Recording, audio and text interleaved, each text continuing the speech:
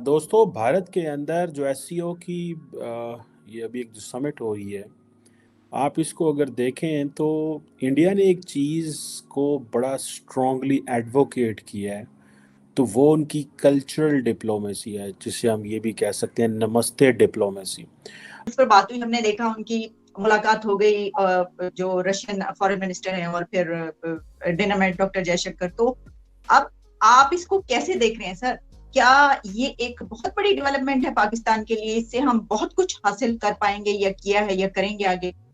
आपको याद होगा कि कोविड के ज़माने में जब हाथ मिलाना मुश्किल हो गया था तो इंडिया ने अपनी जो है नमस्ते कहना शुरू किया और पूरी दुनिया में ये बना कि जी जो ये basically being introduced by India, और ये एक कंसिडर किया जाता है as a soft power tool या पब्लिक डिप्लोमेसी के तौर पे।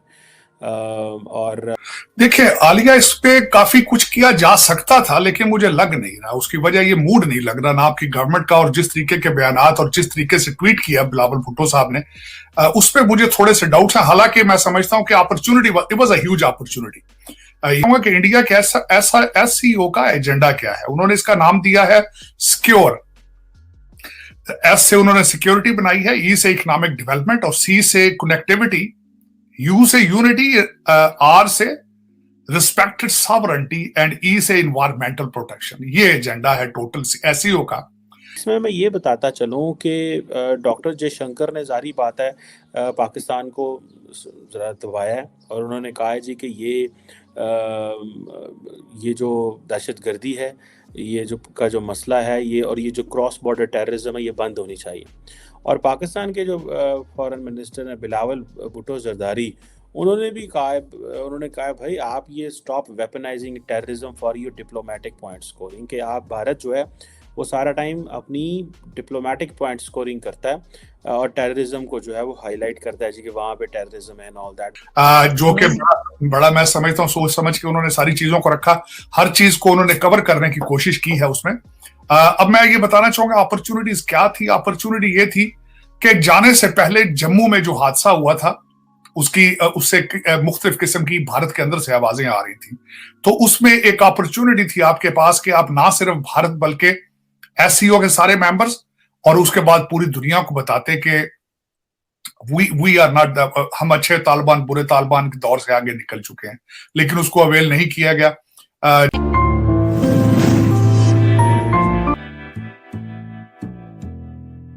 दोस्तों भारत के अंदर जो एससीओ की ये अभी एक जो समिट हो रही है, आप इसको अगर देखें तो इंडिया ने एक चीज़ को बड़ा स्ट्रांगली एडवोकेट किया है। तो वो उनकी कल्चरल डिप्लोमेसी है, जिसे हम ये भी कह सकते हैं नमस्ते डिप्लोमेसी। आपको याद होगा कि कोविड के ज़माने में जब हाथ मिलाना मुश्किल हो गया था तो इंडिया ने अपनी जो है नमस्ते कहना शुरू किया और पूरी दुनिया में ये बना कि जी जो ये basically being introduced by India, और ये एक कंसिडर किया जाता है as a soft power tool या पब्लिक डिप्लोमेसी के तौर पे। और जिसे आप ये कह लें कि सॉफ्ट पावर में तो बहुत कुछ आता है, म्यूज़िक आ जाता है, खाने आ जाते हैं, इंडिया योगा जो है it's also part of the soft power India's. लेकिन परफॉर्मिंग आर्ट्स आ जाते हैं, बहुत कुछ खैर उसमें आ जाता है। लेकिन इंडिया ने ये जो नमस्ते डिप्लोमेसी शुरू किया, जितने भी लीडर वहाँ पे आए थे उनसे फॉरेन मिनिस्टर डॉक्टर जयशंकर ने नमस्ते उनको किया और बिलावल भुट्टो जरदारी ने भी रिस्पांस में नमस्ते किया। लेकिन थोड़ा सा डिफरेंस था बिलावल के साथ और बाकियों के साथ। जब डॉक्टर जयशंकर वहाँ खड़े थे, बिलावल आए तो डॉक्टर जयशंकर ने उनको नमस्ते किया and Bilawal in return did the same, नमस्ते उन्होंने भी किया। अच्छा, ये मैं आपको बात बताता चलूँ, जो पाकिस्तान का जो सूबा सिंध है जहाँ से Bilawal Bhutto Zardari he comes from, वहाँ पे बेसिकली ये जो है वहाँ पे साइन, ये जो इंडिया में जिसको नमस्ते कहते हैं, ये वहाँ पे भी करते हैं। वो एक दूसरे को साईं साईं कहते हैं, मतलब इट मीन्स कि बड़ी ह्यूमिलिटी है हमारे अंदर।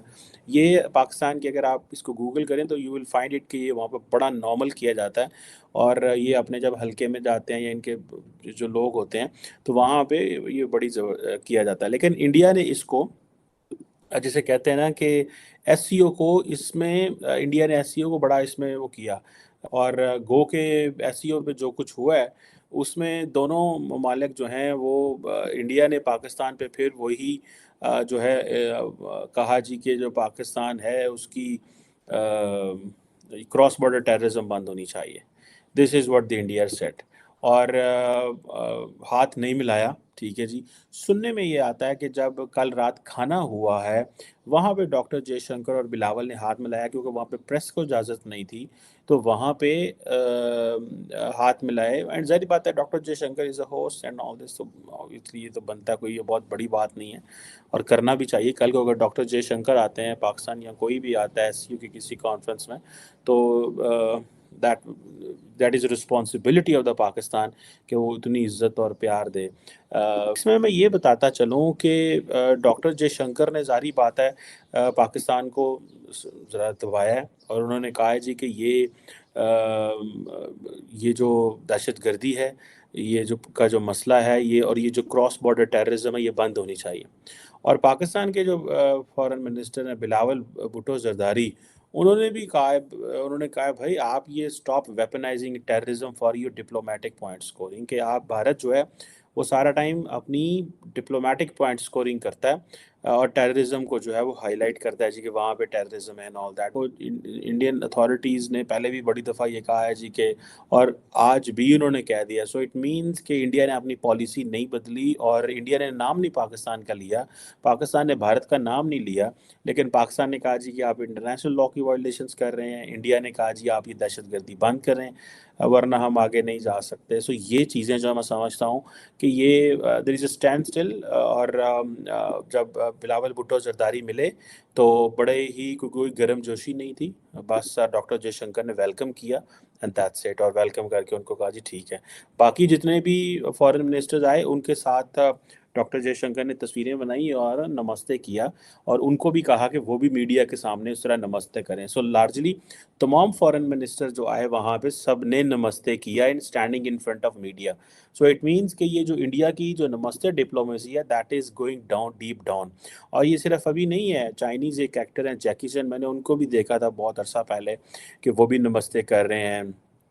और इसी तरह अमेरिका के सदर डोनाल्ड ट्रंप भी करते रहे हैं, प्रिंस चार्ल्स जो हैं वो भी करते रहे हैं, इज़राइल के प्राइम मिनिस्टर बेंजामिन नेतन्याहू वो भी करते रहे हैं, एमैनुअल मैक्रोन जर्मन चांसलर जो फॉर्मर थी एंगेला मर्केल, बल्कि अभी ये जो आए हैं क्या नाम है उनका, I just forgot it's name, अभी जो नए जर्मन चांसलर है वो भी कर रहे हैं। और ये और पर्टिकुलरली एक इंडिया ने फ़ायदा उठाया कि जी कोविड के दौरान उन्होंने वैक्सीन्स भेजी, दूसरा उन्होंने नमस्ते इंट्रोड्यूस कराया, चले जी ये सोशल डिस्टेंसिंग है। लेकिन लास्ट टाइम जब कोविड के ज़माने में कोविड के टाइम में vaccination distribution and all that plus नमस्ते फॉर सिक्योरिटी सेफ्टी और वो सोशल डिस्टेंसेस के प्लेटफॉर्म में, लेकिन अभी उन्होंने इसको प्रॉपरली जिसे वो कहते हैं ना कि जिसे कहते हैं ना कि प्रॉपरली उन्होंने इंट्रोड्यूस कराया कि this is another way of saying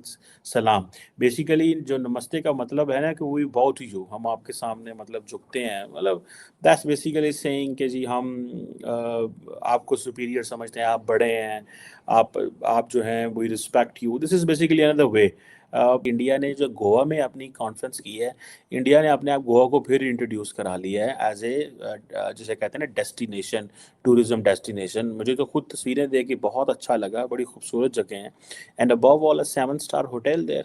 मुझे नहीं लगता पाकिस्तान में कोई भी 7 स्टार होटल होगा, पाकिस्तान में तो 5 स्टार होटल भी पूरा ही होगा क्योंकि 4 4.5 स्टार होटल ही हैं यहाँ पे, तो 5 स्टार। उस पर बात हुई, हमने देखा उनकी मुलाकात हो गई जो रशियन फॉरेन मिनिस्टर हैं और फिर डिनर में डॉक्टर जयशंकर। तो अब आप इसको कैसे देख रहे हैं सर?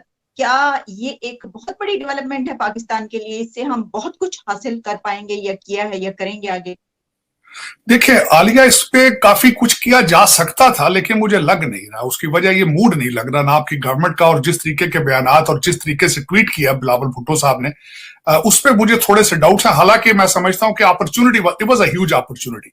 यहाँ पे मैं ये बताना चाहूंगा कि बड़े अरसे के बाद, हाना रब्बानी खर के बाद, अभी बड़े बड़े अरसे के बाद गए हैं, तकरीबन 10-12 साल के बाद, और इस पे बहुत कुछ गेन किया जा सकता था, लेकिन उनके ट्वीट से भी आई एम वेरी डिसअपॉइंटेड। उनके मैं जो जाने से पहले जो मैसेज किए उन्होंने, मैं उससे भी उन्होंने मल्टीलैटरल कहा, नॉट बाईलैटरल। उसमें मैं यहाँ पे ये शुरू इस चीज पे करना चाहूंगा कि इंडिया के ऐसा एससीओ का एजेंडा क्या है। उन्होंने इसका नाम दिया है सिक्योर। एस से उन्होंने सिक्योरिटी बनाई है, ई से इकोनॉमिक डेवलपमेंट, और सी से कनेक्टिविटी, यू से यूनिटी, आर से रिस्पेक्टेड सॉवरेंटी एंड ई से इन्वायरमेंटल प्रोटेक्शन। ये एजेंडा है टोटल एससीओ का, जो कि बड़ा मैं समझता हूँ सोच समझ के उन्होंने सारी चीजों को रखा, हर चीज को उन्होंने कवर करने की कोशिश की है उसमें। अब मैं ये बताना चाहूंगा अपॉर्चुनिटीज क्या थी। अपॉर्चुनिटी ये थी कि जाने से पहले जम्मू में जो हादसा हुआ था उससे मुख्तलिफ किस्म की भारत के अंदर से आवाजें आ रही थी। तो उसमें एक अपॉर्चुनिटी थी आपके पास कि आप ना सिर्फ भारत बल्कि एससीओ के सारे मेंबर्स और उसके बाद पूरी दुनिया को बताते कि वी आर नॉट, हम अच्छे तालिबान बुरे तालिबान के दौर से आगे निकल चुके हैं। लेकिन उसको अवेल नहीं किया गया। बराबर भुट्टो साहब ने जाते ही मेरा ख्याल है उन्होंने ट्वीट दाग दिया है कि उन्होंने कहा कि I'm here, I'm definitely looking forward to meet the other foreign ministers of friendly countries। तो भाई फ्रेंडली कंट्रीज से आपने मिलने के लिए जाना था, तो जाने की जरूरत क्या थी? वो वैसे ही आप 193 मुल्कों का तो मेरा ख्याल दौरा आप कर चुके हैं, 192 मुल्कों का। और दूसरा, ज्यादातर आपने कोशिश किया है कि ज्यादातर चीजें आपने इंटरनेट पे ही मीटिंग्स की हैं। ज्यादातर आपने तो उसी पे कर लिया जाता। गरीब मुल्क है, बुरे हालात हैं आपके, जहां जाते हैं पैसे मांगते हैं। ऑब्जेक्टिव आप देखें, अब जहां जाके अगर पैसे मांगने हो तो या तो फिर आपको उम्मीद है कि शायद एससीओ के मुल्क भी आपको पैसे देंगे, लेकिन मुझे नहीं लगता कि आपको वहां से पैसे मिले, वरना और दूसरा देने के लिए आपके पास कुछ भी नहीं है। क्या ऑफर क्या कर सकते हैं आप? कुछ भी ऑफर नहीं कर सकते as a foreign minister of a country which is basically has a political instability, hybrid systems, hybrid courts। यहां तक है कि आप वापस आए तो हो सकता है आपकी हुकूमत भी ना हो, तो वहां आपकी इज्जत अफजाई कितनी होगी?